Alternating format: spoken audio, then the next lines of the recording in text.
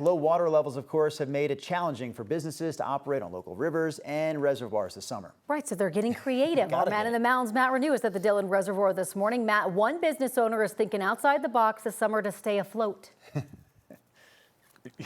You're right, Corey and Drew. Good morning. I'm all about that pun. That was pretty good. You know, they can't take the Dillion water taxi over to the Frisco Marina this summer because the water levels are just too low and they're only expected to get lower. So the owner of the Dillion water taxi decided that he would keep his summer business afloat by offering up breakfast and dinner cruises all around Lake Dillion. And it's something that people love. First time on the reservoir for you guys. At the Dillion Marina, Where are y'all coming in from? Frank Kiesling's water taxi business Moving people from Dillion to Frisco.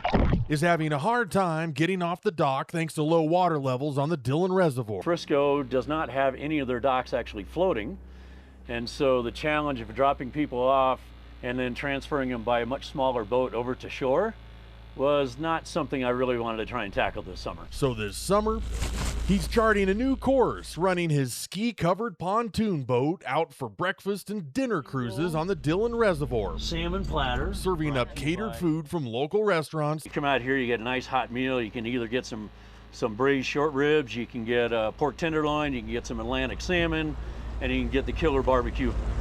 While boating around the mountains of Summit County, giving some history And then basically everything else was bulldozed before they filled it. and a one-of-a-kind Colorado dining experience Oh, so delicious. on the water that people love We're having a great time. and Frank says is keeping his business sailing. When the taxi was not going to be taxing, you got to get creative somehow and turn a negative into a positive. And so we're entertaining the breakfast and dinner cruises on 4 days a week, Thursday through Sunday. And you come on out here and experience this lake in a wonderful time of the day. So great to see him turning things around and keeping this business going. By the way, the cost to come out and do a breakfast or dinner cruise, and it depends on the day you're going and the food they're serving on that day. And again, it's Thursday through Sunday. It ranges from $80 to $120 a person. Now's a good time to go, though, because the lake is still about 80% full, but it's only going to drop a little bit more as the temperatures keep getting hotter on the Front Range. Reporting from the Dillion Reservoir, I'm Matt Renew, 9 News. Corey, Drew, it's a pretty cool little sailing adventure. They head out early in the morning and then later in the evening when the lake is a little bit more calm, so around 9 in the morning and then after 7 p.m. And the tour takes about an hour and 45 minutes. They left me a wine glass. I filled it up with a little bit of coffee this morning.